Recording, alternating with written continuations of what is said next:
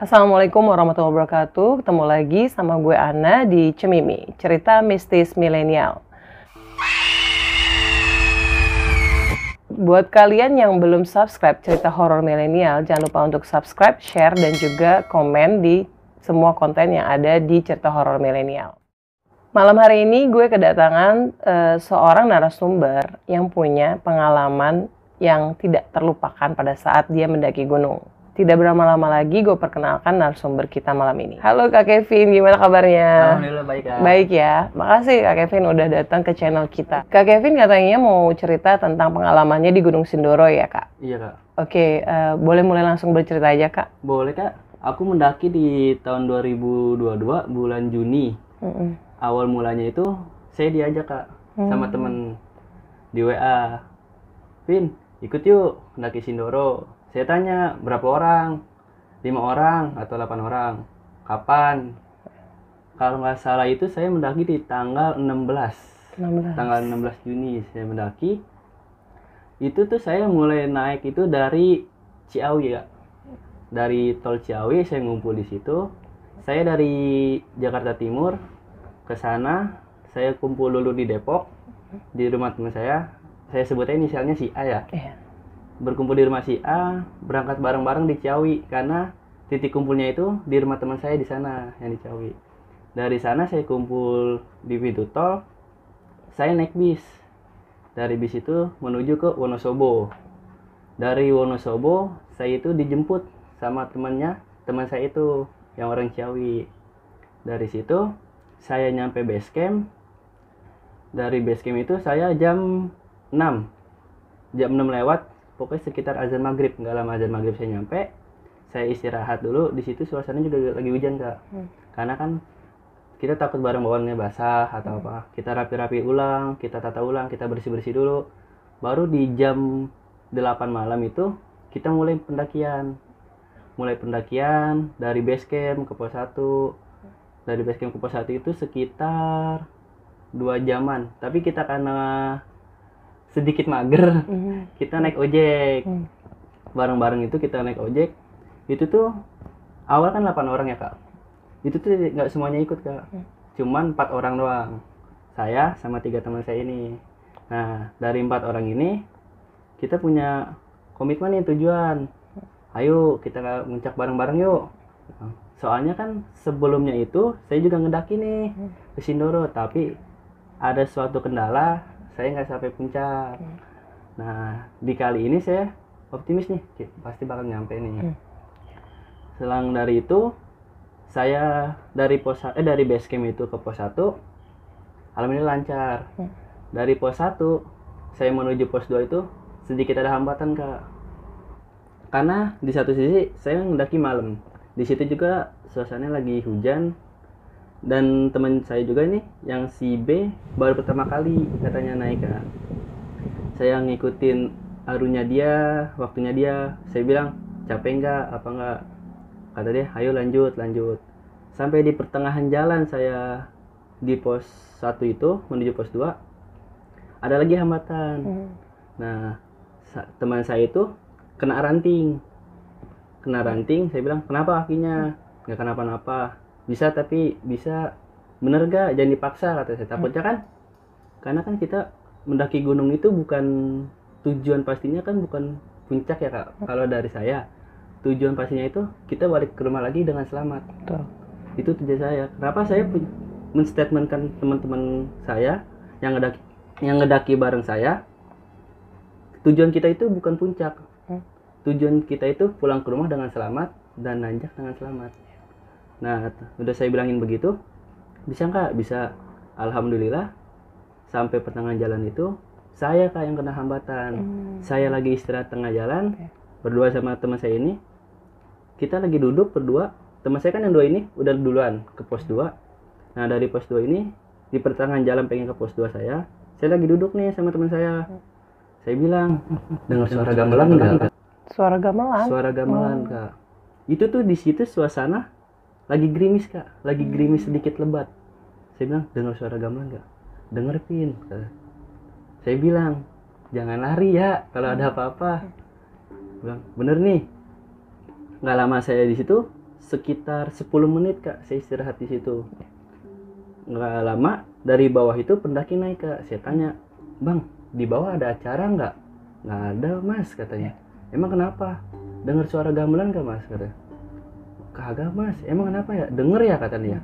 "Ya udah Mas, jalan aja, takut terjadi apa-apa." Karena itu di saya tempat duduk itu di sebelah kiri kayak ada jalan Kak, tapi itu jurang. Takutnya terjadi apa-apa kan di situ. Saya jalan nih, ngelanjutin jalan. Nyampe lah nih Kak di pos 2. Tapi terhambatnya itu kaki saya Kak. Kaki saya tuh masuk ke bentuknya itu kayak pohon tapi dahang panjang Kak. Jalur trek di situ ada dahang. Saya masuk tidak dalam, tapi pas saya nyampe pos 2 itu nggak bisa ditapakin kakinya Kak.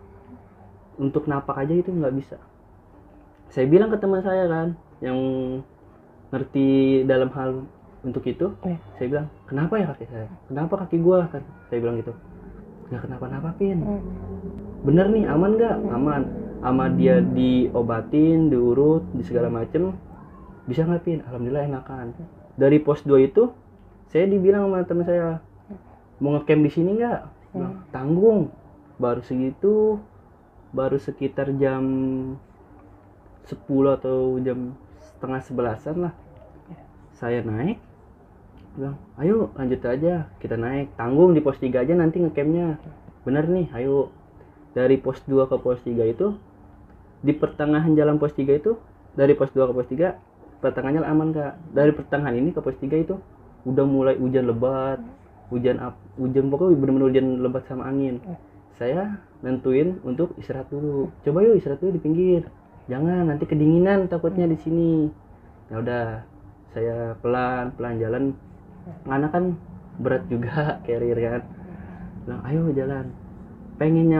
Teman saya ini 2 udah nyampe Kak di pos 3.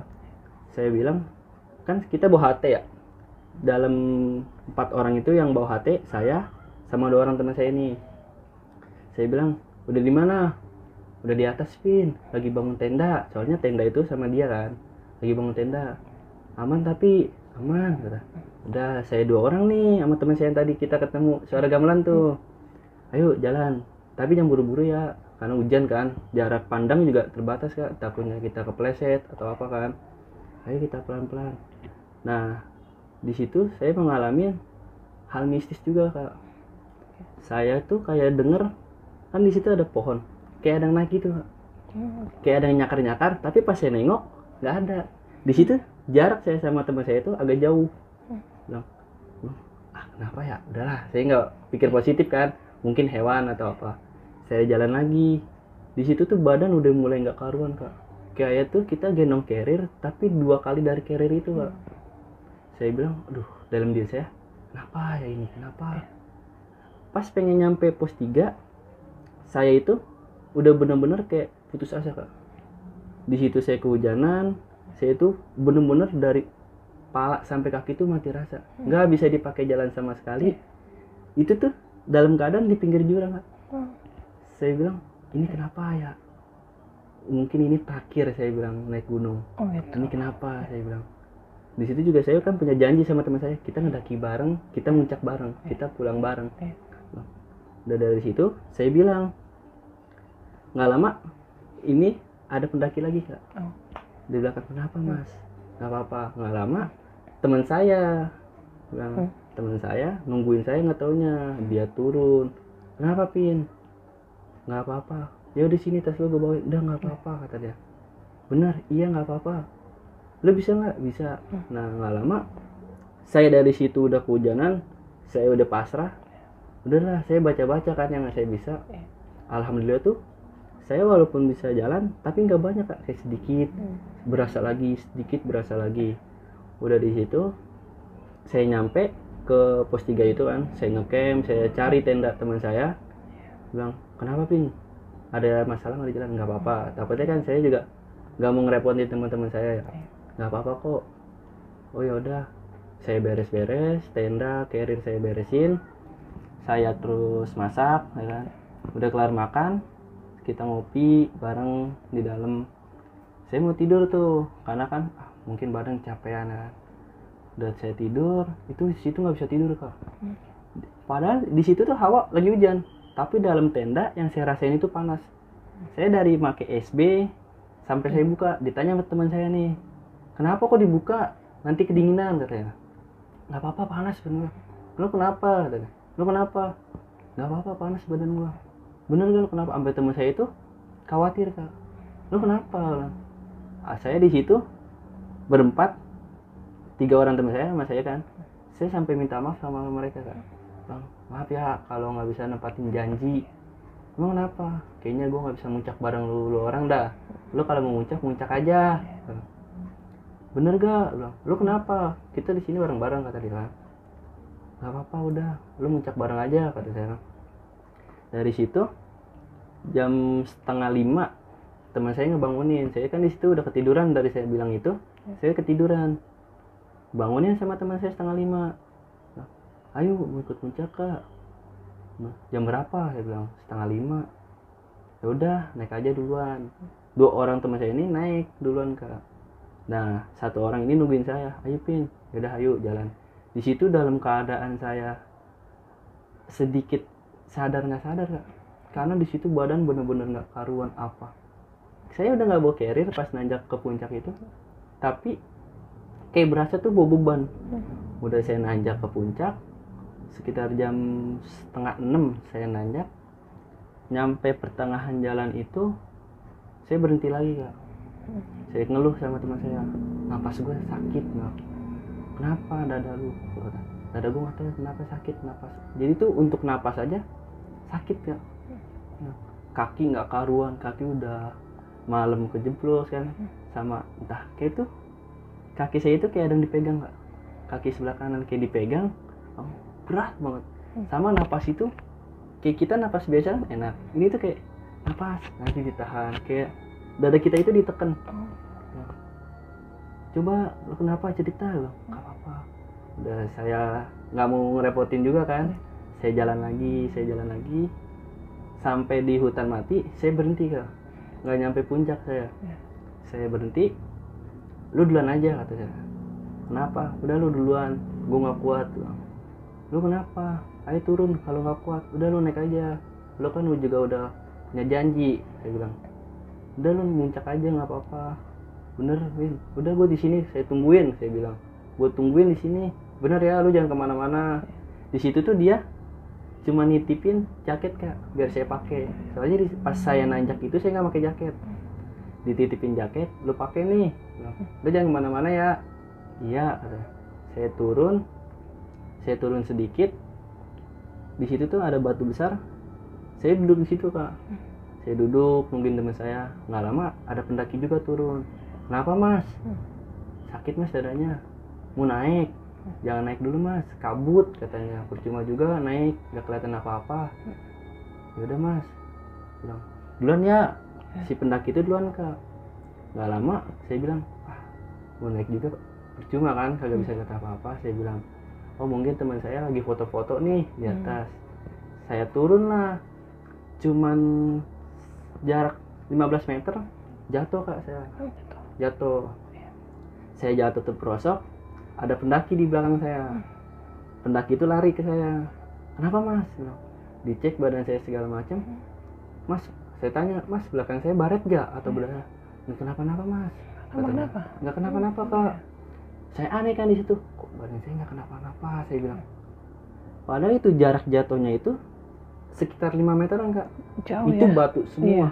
Yang saya alami sampai jaket yang dikasih teman saya itu robek di sebelah tangan kanannya. Saya naik, udah dari situ saya turun sampai di tengah jalan. Saya ketemu pendaki yang awal saya lagi duduk batu itu, ketemu. Mas turun juga? Ya Mas, takut kenapa-napa. Saya bilang. Saya turun, nyampe tenda lagi. Saya bikin kopi. Gak lama sekitar 1 jaman teman saya turun. Saya bilang, udah Pin, lu kenapa kagak naik? Gak tahu, badan gue gak karuan. Udah dari situ kita makan, rapi-rapi tenda. Udah tuh kita foto-foto kan, foto-foto. Gak lama dari itu kita turun Kak. Kita turun, pas dari pos 3 itu kita turun, nggak ada kendala Kak. Ada kendalanya lagi itu di base camp saya Kak. base camp. Di base camp badan saya benar-benar menggigil. Di situ saya udah makan, habis makan menggigil langsung. Wah, saya pakai jaket aja sampai 2 jaket. Punya saya 1, punya teman saya 1. Di situ dibaluri minyak kayu putih sama teman saya. Udah dari situ udah mendingan, saya pulang lagi sampai Jakarta. Sekitar sehari saya dari pendaki itu. Saya nyampe Jakarta malam. Paginya saya masih beraktivitas, malamnya badan saya nggak bisa bangun. Nggak bisa bangun total. Nggak bisa bangun dari tempat tidur. Nggak bisa. Bangun itu cuman untuk minum doang. Duduk untuk minum, saya udah nggak kuat lagi. Dari napas juga udah nggak kuat. Saya di situ udah putus asa, Kak. Udah nggak bisa naik gunung lagi, saya bilang. Udah nggak bisa ketemu teman lagi lah. Kenapa? Saya bilang. Ada salah apa? Saya sampai introspeksi diri kan. Ada salah apa? Saya buat salah di sana atau saya ngeluarin kata-kata yang nggak senonoh kan, nggak baik. Saya ke dokter, kata dokter pun nggak ada apa-apa. Saya sampai 2 hari saya nggak bisa bangun. 2 hari malamnya itu saya cuma bisa ke kamar mandi doang, Kak. Di kamar mandi itu saya cuma mandi sama wudu. Tapi pas kelar wudunya itu saya nyempetin untuk sholat. Dari sholat itu saya kelar sholat. Besoknya alhamdulillah udah mendingan. Udah nggak sakit banget badan.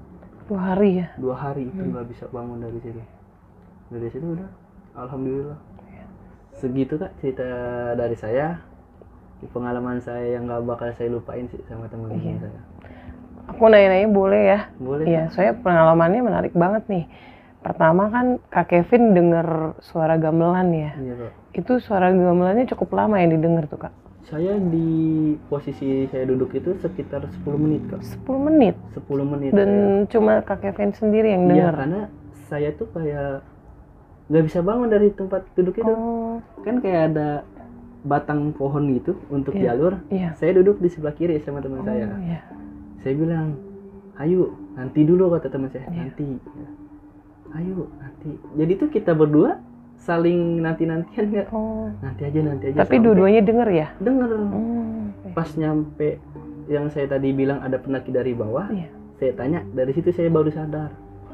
Ayo naik lagi. Baru di situ saya bisa bangun, Kak. Jadi nunggu pendaki yang dari belakang baru bisa sadar entah apa. Tadinya sadar. Cuma nanti nanti gitu. Jadi kita berdua tuh saling kayak tunggu-tungguan.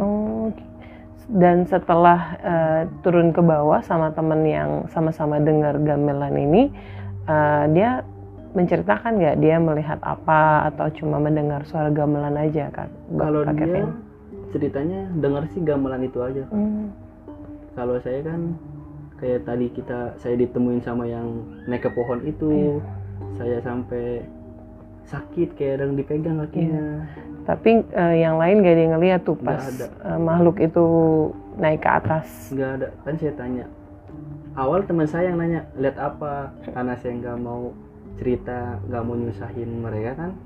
Saya bilang, nggak ngeliat apa-apa. Jadi untuk hal yang begitu, teman saya cuman dengar suara gamelan doang yang tadi di bawah.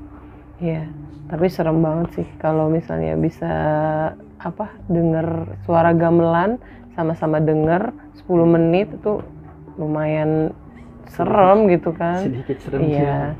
Apalagi posisinya di situ nggak ada orang yang lagi pesta atau apa kan.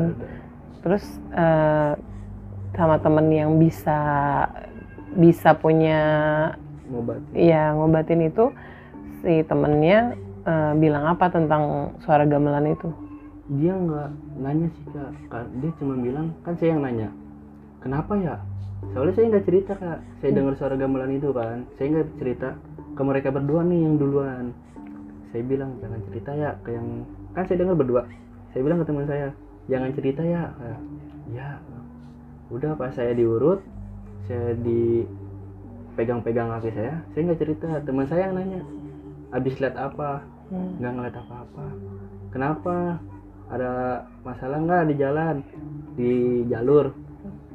Nggak ada apa-apa, aman kok. Ini cuman tadi kena ranting doang, kejeblos. dia langsung diem Kak di situ. Dia langsung diem ngeliatin saya. Di situ tuh kaki saya kayak padahal sama dia dipegang Kak. Cuman dipegang di urut-urut pelan, tapi itu kayak berasa dipencet sama dia. Saya sampai bilang ke dia, pelan-pelan dong urutnya, sakit. Enggak, ini udah saya liatin, cuman dilus-lus doang, cuman dipegang-pegang doang. Tapi berasa di badan saya itu benar-benar kayak dipencet ya. Makanya dia nggak tahu, dia berdua ini yang duluan naik, kagak tahu kalau saya dengar suara gamelan berdua sama teman saya.